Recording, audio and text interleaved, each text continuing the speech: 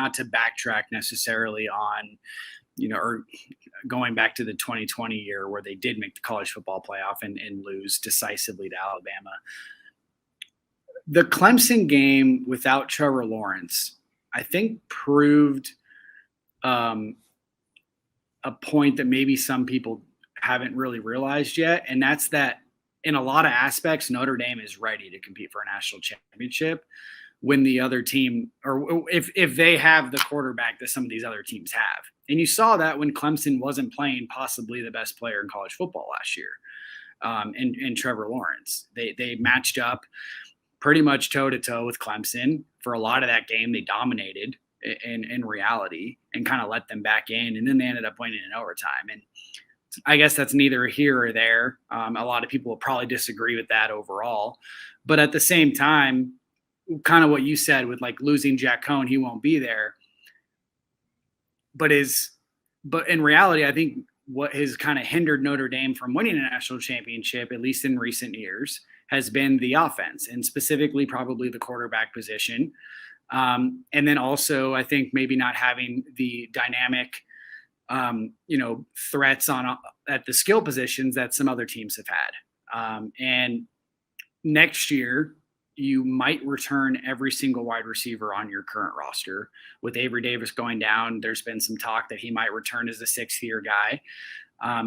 Joe Wilkins, kind of the same thing. He was injured. He could return as a fifth-year guy if he chooses to. And then not only that, but you're bringing in 2 top 100 wide receivers as recruits that could play right away. So, again, not saying that Notre Dame is going to go win a national championship next year, but it is the sort of year that could line up to that. You have what you hope is the quarterback as a dual threat option in Tyler Buchner that could maybe take that step that no other quarterback has taken at Notre Dame, at least in, like I said, recent memory.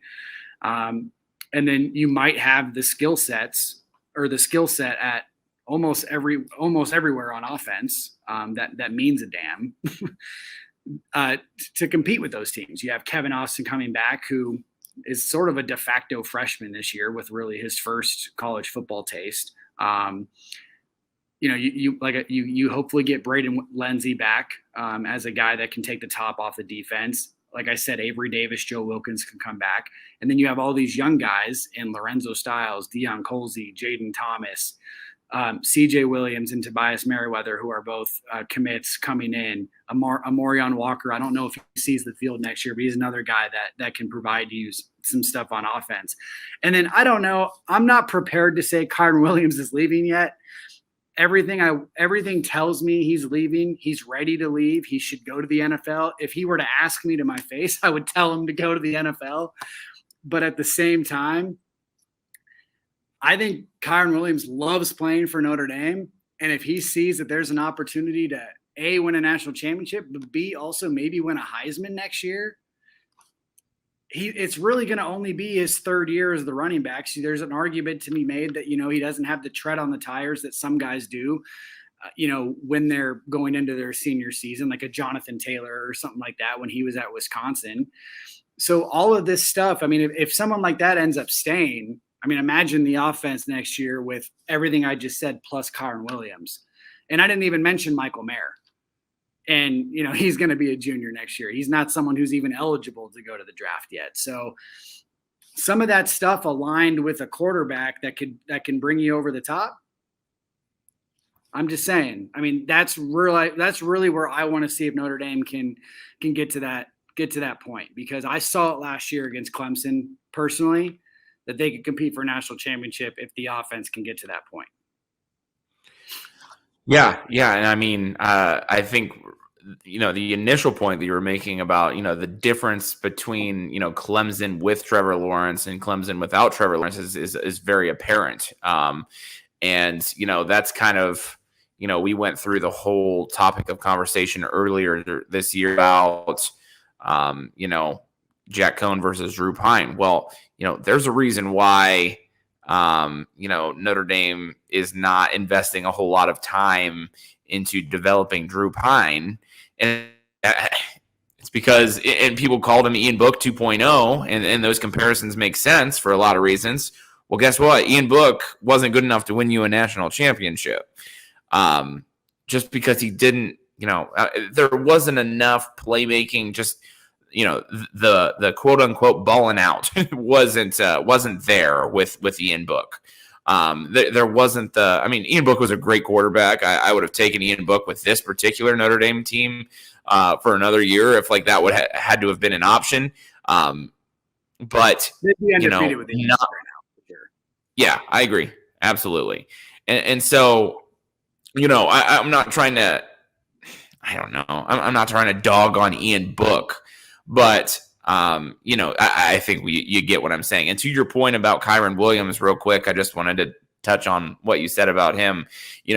I'm with you. I think Kyron Williams will probably leave, especially at running back positions. It seems like the quicker guys can get out of college and go make their first contract, because the shelf life of a running back is so short. It's to their benefit to go make money as quick as possible, because they're not going to be in the NFL for all that long, or at least be really, really effective for a very long time.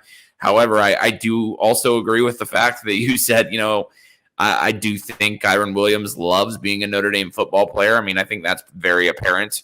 And so it wouldn't completely shock me. And then especially in the area of NIL and all of that, if he comes back and Notre Dame can put a Heisman campaign through him, I mean, he can make a little bit of money while he's at Notre Dame too.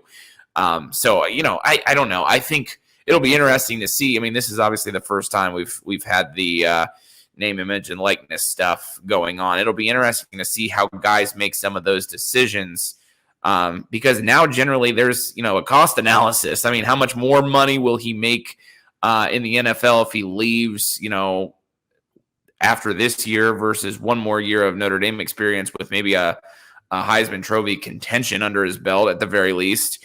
And so we'll sort of see. I mean, we're kind of in uncharted waters with that. So it'll be interesting to see how all of that plays out. However, if he does leave, and I'll kind of end this point with this thought, I'm pretty comfortable with Logan Diggs and Chris Tyree as being the guys next year.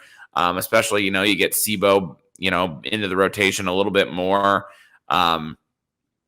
And some of the younger guys coming up. I won't sit and name everybody in the running back room, but I think the running back room at the very least is what I would call something that even without Kyron Williams next year, I still would feel pretty confident as being experienced and good for Notre Dame. Yeah, absolutely. I mean, if Kyron Williams left, it's not like the running back room's gonna be bad.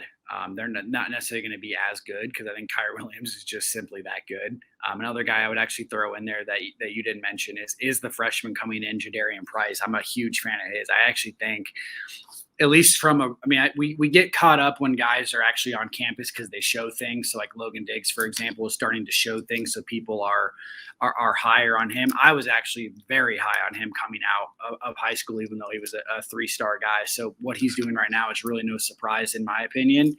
But just from a recruiting overall standpoint, I think Jadarian Price is the best running back they're going to land in a while, actually. So if he can come in and stabilize that room with Williams gone as well, then that's just another guy to add into the mix. But a point I wanted to bring up with maybe keeping Williams, and some of this is, I think, a little overrated, but one of the best things Alabama does on the recruiting trail is keeping guys sometimes for their senior year. They kept Devonta Smith for his senior season, won the Heisman. They kept Najee Harris for his senior season, won a national championship alongside the Heisman winner.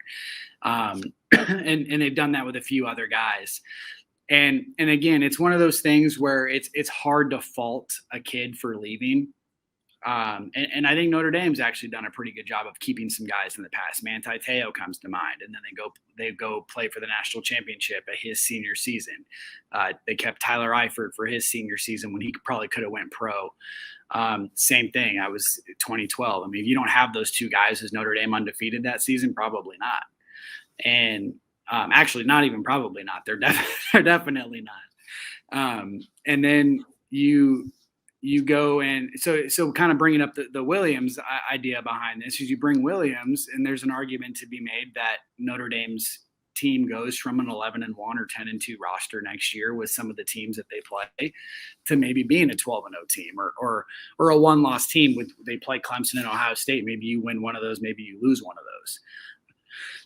Especially because I expect that Clemson will probably be significantly better next year than they are right now. So yeah, no, I mean that's a recruiting win that Notre Dame could have on the trail specifically next year. And again, it's one of those things where you're not going to fault that kid if he leaves, and it certainly shouldn't be on the coaching staff if he decides to leave.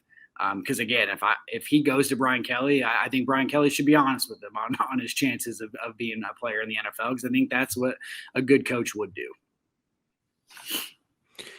Yeah, I mean, certainly, certainly he has the NFL skill set. I mean, he's got, I talk about his pass blocking, I feel like on every single podcast that I'm ever on.